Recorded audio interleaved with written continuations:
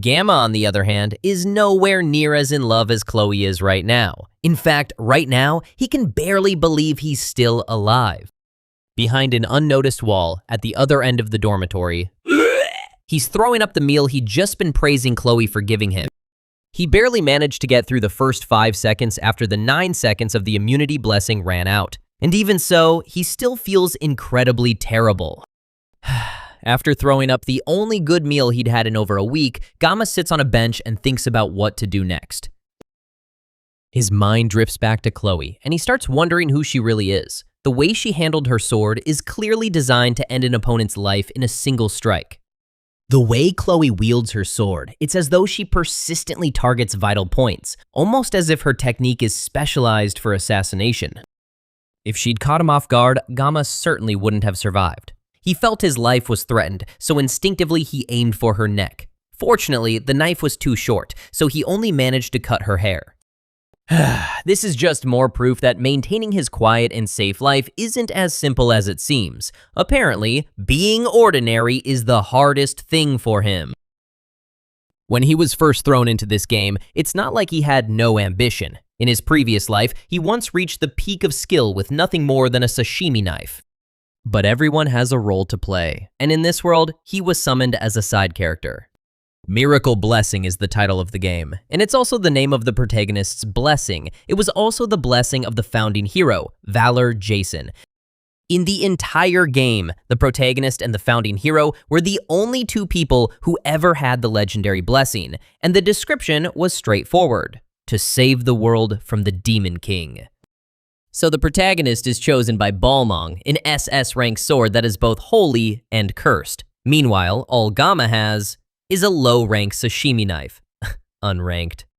There's nothing more to say. He's simply destined for a life in obscurity. It's already been a week since he joined the academy, which means the protagonist should have already awakened his blessing and begun the late admission process. Back when he played it, he just wanted to imitate the easy, carefree youth he never experienced as a teenager, so he deleted the game without a second thought.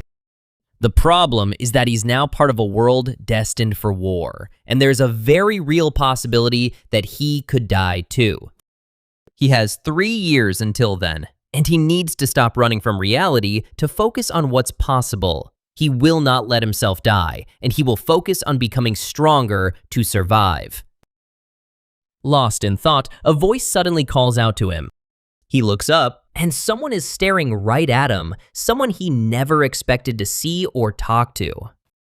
It's Abel von Nibelung, Sifrid's granddaughter and the one person he really shouldn't interact with if he wants to avoid changing the game's story.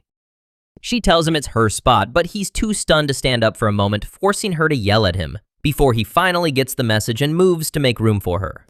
He still can't get over how beautiful Abel is, and he's caught himself staring without even realizing it. As he tries to leave, she tells him he doesn't have to go. He can just scoot over a little. It's strange that she'd call a public bench her spot, but he lets it go because he doesn't want to get involved with her. Suddenly, she starts talking, and that snaps Gama out of his memories. This is definitely too strange because the Abel he knows is usually cold and doesn't talk to people. She continues talking, asking if he also uses a blade as a weapon, and he answers shyly before asking how she knows. She tells him her grandfather once told her that swordsmen have a different look in their eyes. She then asks if he knows her. Gama is surprised at first, but it's a strange question to ask. There's no one in the school who doesn't know who she is. He answers without emotion, saying he knows her somewhat, but then she tells him she doesn't know him. He finds that a little unfair, the fact that he knows her, but she has no idea who he is.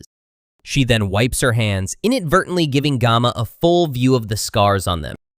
She quickly hides her hands, but Gama has already seen them. They're marks of hard work. People don't understand what it means to belong to the Nibelung bloodline. They're expected to always be at the highest level, and to be impeccable. One mistake, and they could become a target. Abel then reveals that she's not the top student of the year, and this is the first time she's ever lost to someone in her life. But somehow, even though she should be upset, she feels strangely liberated. She can't help but wonder who exactly beat her and became the top-ranked student. She'd love to meet them, so she could tear them apart. That makes Gama choke in shock and ask why she'd go that far. The reason is that she feels humiliated. She begged her grandfather to tell her who this person is, but apparently the person isn't even in her class. On that note, Gama finally asks the question that's been on his mind the whole time. He wants to know why she's talking to him in the first place, given her personality and how she usually feels about others. The reason is certainly not what he expected. It's because he looks weak. It's their family's motto to be unyielding with the strong and merciful with the weak, and all her classmates are already unbearable, so she has no friends. That would explain why she's so cold to the protagonist in the game. With that settled, Abel stretches a little, then prepares to leave. As she stands up, she pauses a moment and then asks if he's really not going to tell her his name. Just like before, Gama refuses without any room for negotiation. Time continues to pass, and to Gama's surprise, he continues his academy life without problems. Chloe seems to have made new friends outside of him and has integrated well into the class. And Gama has kept himself busy avoiding her since the incident in her room. Sometimes, when their eyes meet, her new friends glare at him dismissively because of his special admission status. In good news, he's getting decent meals now. Thanks to something Medallia gave him recently, as a special privilege for being the school's top student, he receives a faculty card that lets him eat anything he wants from the cafeteria, for free! He's so grateful for the small gift that bowing 3 times a day toward the director's office doesn't feel like enough to express his gratitude. The days pass smoothly, and Gama attends all his classes without problems. During one of his lessons, an elderly professor teaches the students about the hero Valor Jokin, who founded the academy after recognizing the need to train the next generation of heroes.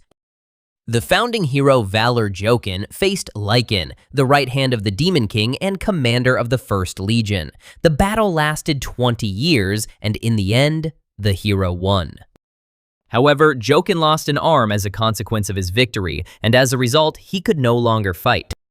The war was filled with carnage and bloodshed, and even though the hero won the battle, there was no clear winner of the war, and so the first human-demon war ended in a ceasefire. To train the next generation, Jokin founded the academy, and a non-aggression pact was signed between the two races. That pact is the reason there have been 700 years of peace, which still holds to this day. The students are confident they will never see a war in their lifetimes. But Gama is the only one who knows the peace will be broken. The only person he'd want to warn about the impending doom would be Medallia, but doing so would alter the canonical route as well, and he has no idea where that would lead. Despite constantly complaining about wanting to leave her position as academy director, Medallia was one of the first to notice that something was about to happen thanks to her perception blessing. The class ends and students start heading to the school corridors because of a certain kind of commotion happening there. It seems it's finally time for things to begin. Gama checks his phone, just as he thought. It's the 5th of May, and today is the day the protagonist finally joins the school. He joins the crowd of students gathered at the class door, and everyone is excited about him. Some are already confident he'll join the star class. Just as he suspected, the game's protagonist walks through the corridors as people step aside for him. Leon van Reinhardt walks with a confident aura among his peers. But Gama knows that today's the day the 700-year peace will begin to crumble. Gama watches as everyone in the school seems to melt for him, but he already knew this would happen. After all, in the game, every woman seems to fall in love with him. If this had been an adult game, Leon would have definitely died before facing the Demon King. While pondering all of this, his eyes meet Leon's, and the protagonist smiles at him charmingly, almost as if he's reassuring Gama without knowing what he's thinking about.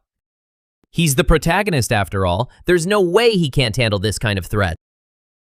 Gama turns to leave, but suddenly someone calls out to him from behind. It's Chloe, and she asks shyly if she did something wrong.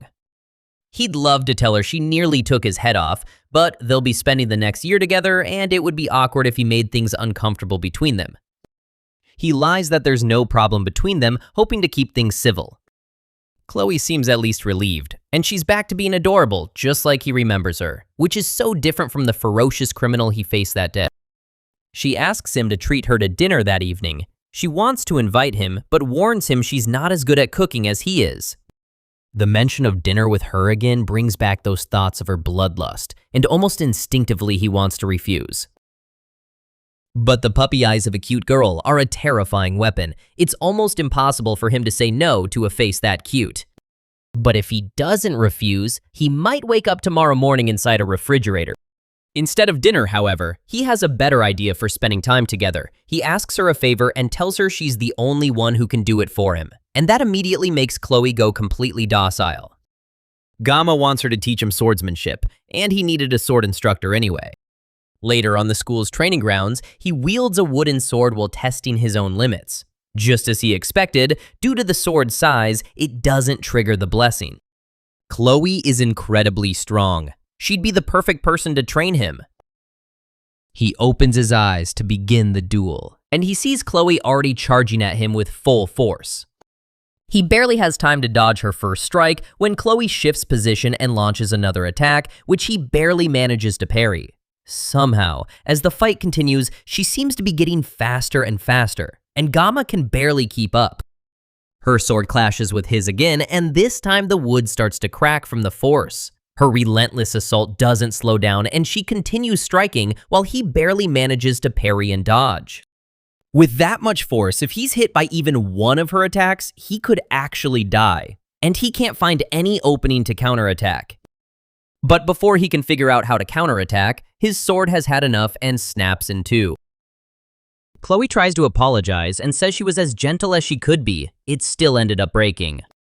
That's the least of his concerns right now, though, because the sword has been reduced in size and length, which means, unfortunately for her, the sword now meets the conditions for the sword god's blessing to activate. However, something is terribly wrong. The weapon was damaged, which causes an error in the system. The suppressive force that normally restrains the full power of the blessing instead begins to alter Gama's personality. By the time the alteration is complete, his humanity level has dropped, leaving Gama nothing but a hollow shell of combat. The divine blessing of the sword god fully activates as Gama turns toward her with the broken half of his wooden sword, and a threatening aura builds around him. Chloe steps back as Gama's attitude clearly begins to change. While Gama's body seems to move on autopilot, inside his mind, he's returned to his past self and finds himself in his kitchen. Everything feels like a dream.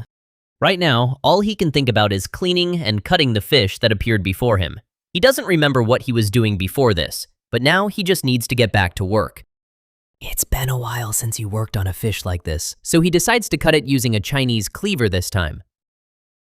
In the real world, Gama continues to advance on Chloe with the knife. She tries to call out to him, but he keeps walking toward her with obvious bloodlust. Suddenly, he lunges at her, and Chloe barely manages to block his attack with her sword. He pushes against her sword and sends her flying back, slamming into a wall. He leaps toward her and tries to stab her with the sharp end of his broken blade, but she barely jumps back and avoids the strike. Chloe was hit by just one attack, but can barely move. She can't understand how Gama became like this so suddenly, but she has to find a way to stop the match before he accidentally kills her. She screams his name just as the sword comes down directly toward her head. Back in Gama's dream world, he wonders why the fish he's trying to cut keeps avoiding him. The fish also seems to be making a lot of noise as it jumps, and he can barely make out what it's saying. It sounds like it's calling out someone's name. The sound becomes clearer until he can barely hear the fish calling out to someone named Gama. Chef Kim's mind begins to clear, and he finally realizes that he is Gama, and the fish is calling out to him. He barely manages to realize what's happening just as he's about to stab Chloe with the broken sword. Just before the wood can pierce her skin, Gama throws the sword, plunging it into a wall. Just before he accidentally kills his friend, Chloe opens her eyes and sees Gama holding her and smiling, because he's no longer holding the sword. The blessing has ended, and he's back to his senses. Chloe nervously asks if he's okay, and he calmly tells her he's fine, then turns to leave, thanking her for helping him train. After he leaves, Chloe returns to her dorm room. She had a feeling even from the placement exam, but Gama's abilities are more strange than they are powerful. When she fought him, she could tell he wasn't fighting with skill, but with pure, raw instinct. Even though he unconsciously activated his divine blessing, she was no match for him. As she walks through campus, someone steps out of the shadows and comments that Chloe seems quite satisfied.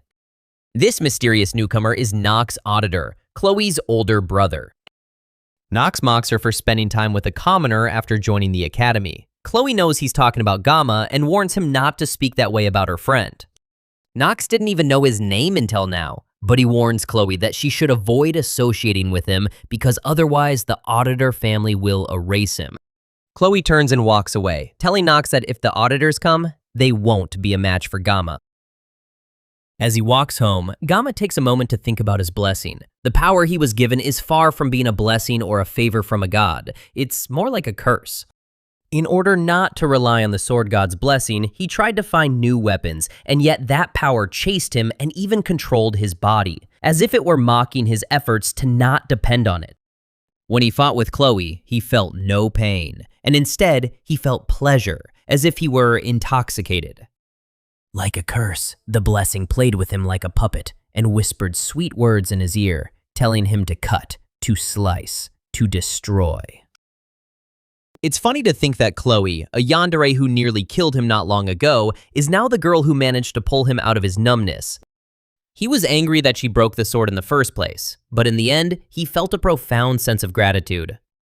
He was terrified of activating the sword god's blessing again, but today proves he can't just ignore this problem for the rest of his life. This gift is something he has to deal with for the rest of his life. And it's the reason why his desire to live a normal life will most likely never be fulfilled. As he drags himself back to his room, Gama realizes there's something inside him that's trying to devour his sense of reason. This is certainly not a blessing. It's a curse that's trying to consume him whole. 3 days later, classes continue as usual. Chloe talks with her new friends, but something is clearly wrong. Since their duel, Gama hasn't shown up to class, and they never exchanged contact, so she couldn't even check on him. Every time she went to his dorm, the only thing she heard in response to her knocking were painful groans. She considered breaking down the door, but feared he'd end up hating her for it. She likes watching him from her seat during class, and she's lost count of how many times she'd steal glances at him throughout the day. At first, she thought she was attracted to him because he risked his life for her, but that's probably just an excuse at this point. Regardless of the reason she's attracted to him now, she simply misses him. The next day, Gama still hasn't appeared in class. While the instructor disciplines the students, the classroom doors slowly crack open. And Gama steps in calmly with a completely new appearance. Chloe shoots up from her seat in shock as Gama apologizes to the teacher for being late to class. His eyes are sunken and look almost dead, and a strand of hair on his head has become a stark, pale white. Even the instructor is a little shocked by Gama's new appearance, as are the rest of the students, and he nervously tells him to take a seat. The students remark that Gama looks different, and somehow more handsome. At the end of the day, the other students leave the classroom to go about their business, while Chloe approaches Gama for the first time in 4 days. She nervously asks what happened and why he was gone for a while, and he stays silent for a moment before telling her he just felt a little sick and not to worry. For the past 3 days, he went through something similar to extreme withdrawal symptoms, until he was mentally exhausted. He couldn't leave his room or eat anything, so he just buried himself in bed while praying for the convulsions to stop. The pain he endured during that time was much worse than before, and all of that was the price of using a broken weapon. On top of that, when he looked in the mirror, even though his appearance seemed the same, his expression was much more hollow and his hair seemed to be going white. All of this was very clearly a penalty from the sword god. Chloe looks guilty, probably because the last time she saw him was on the training grounds, so she must believe this is somehow her fault. To reassure her, he asks if she's still interested in that dinner she wanted to have with him before. That shocks Chloe even more than his return to class, and she nearly throws herself into a hug. It seems that was the right choice because she seems to have liked the suggestion very much. As they talk, a strange feeling passes through him, and he turns to see someone watching them from the end of the hall. It's Chloe's brother Knox, and the atmosphere changes the moment they see him. Gama walks directly to confront the newcomer and tells him that instead of staring, he should come inside and talk with them. Immediately, Gama notices something is wrong with the man's eyes. Knox asks Chloe if this guy is really the person for whom she's choosing to break Auditor rules. Chloe tells him she wants nothing more to do with her family, but her brother reminds her that she can't just wash the blood off her hands. If someone is born an Auditor, then they will always be an Auditor. Knox continues to insult Gama, and that finally makes Chloe explode. She screams at Knox to stop talking like that about the man she loves, and her furious voice even surprises him. Gama was hoping the whole thing could be handled with at least some moderation, but he's starting to get used to these disruptions to his life. Gama doesn't think he's a hero and has no intention of ever becoming one, but even if he can't save the world, he can at least try to save one girl's life.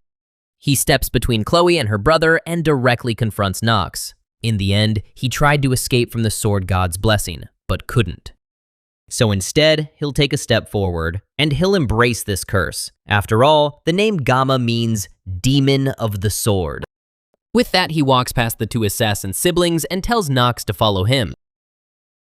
The stage is set for the fight between Gama and Knox, and our protagonist waits patiently in the room, with 15 minutes left before the fight begins.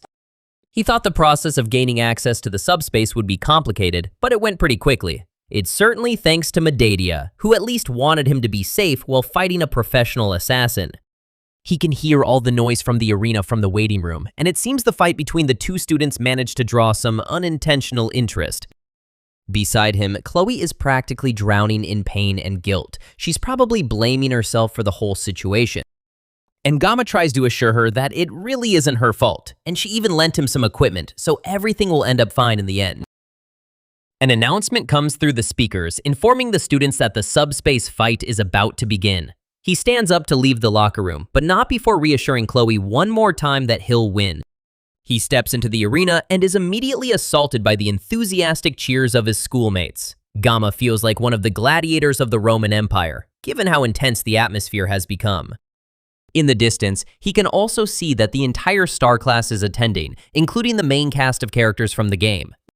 Knox also enters the arena and immediately draws his attention. It seems the assassin is insulted that Gama dares to come challenge him with a girl's kitchen knife. So naturally, Gama provokes him even further by telling him that a true master never blames his equipment. Knox draws his blade, an S-rank sword called the Hungarian Twinned Blades. Beyond the powerful equipment, he also has one of the best auras in the game, the Crow's Blessing. However, Gama also came prepared, with dual discount quality kitchen knives. Truly, this will be a fight for the history books. The subspace barrier is deployed, and even before it's fully active, both students launch at each other. Gama activates the immunity blessing as he draws both knives, which simultaneously activates the Sword God's blessing. The people in the stands watch in amazement because they can barely see what's happening in the arena. This was supposed to be an easy match where a special admission student would be crushed by an accomplished assassin. But at the speed the two are moving, the students can't even keep up with what's happening. The Star Class students are also surprised at how suddenly interesting this fight has become, especially Abel, who can't believe that the person she labeled as weak has such mastery in combat. Their swords continue to clash, and Gama dodges every one of Knox's attacks effortlessly. The assassin gets more frustrated and launches another attack so fast that it creates 3 after images trailing behind it. Somehow, despite the attacks hitting Gama directly, he still manages to come out of it unscathed. Only those who can clearly see the match will understand what's happening. Somehow, Gama dodges every single one of Knox's attacks perfectly, almost as if he's not even trying to fight. Meanwhile, Knox is even more agitated since he's even used the Crow's Blessing, thinking it would be enough to annihilate him. But Gama somehow handled everything as if it were nothing. Now that Knox has seen with his own eyes how skilled Gama is, he decides to be more careful and aim for a powerful strike that can cut a wide area in a single motion. Gama suddenly sets aside the sashimi knife he came with and holds the pink blade that was given to him by Chloe. Just watching the confidence in his stance makes Knox even more furious. He doesn't believe a nobody like Gama should have the nerve to act like a big shot. As Gama charges his attack, Knox also activates a powerful attack aimed at our protagonist with a single decisive blow. Before he can even move, Gama goes on the offensive, and in an instant, the match is decided. Gama wanted to live a comfortable life, and to achieve that, he followed the rules and tried to keep a low profile as much as possible. Now, he has surrendered his body to the sword god, with the sole purpose of cutting Knox so cleanly that even he wouldn't be able to tell if he'd been cut at all. The entire crowd falls into a deathly silence, as Knox's arm, still gripping one of his blades, flies through the air and falls lifelessly to the ground. This is the beginning of Kang Gama's origin, and it's the moment he says goodbye to his quiet future. Gama turns and finishes the job, cutting Knox cleanly into pieces, and officially ending the battle. The subspace barrier is shut down, and the crowd is still in stunned silence, and Knox tries to catch his breath with his arms on the floor. Gama sheathes his blade as the announcer declares him the winner of the match. Gama isn't shocked that the crowd can't bring itself to applaud. He displayed incredible power out of nowhere, all with a knife that was made for cleaning fish. Despite the power he has, he still feels that cutting a person is far too unpleasant. The only consolation they have is that both the Mao brothers and Knox were in subspace when they fought, so he wasn't really killing people. Knox is still trying to catch his breath on the ground, and Gama can't help but admire the man. He's exactly as powerful as Chloe described him to be. The announcer repeats that Gama won the duel, and it seems that's enough to snap everyone out of their daze, and the arena fills with cheers and shock that a special admission first-year student took down a second-year student. Kang Gama's quiet and unassuming life is officially over. But this is the path he chose. Now that things have come to this, he just has to endure it with pure willpower and determination. And this is only the beginning.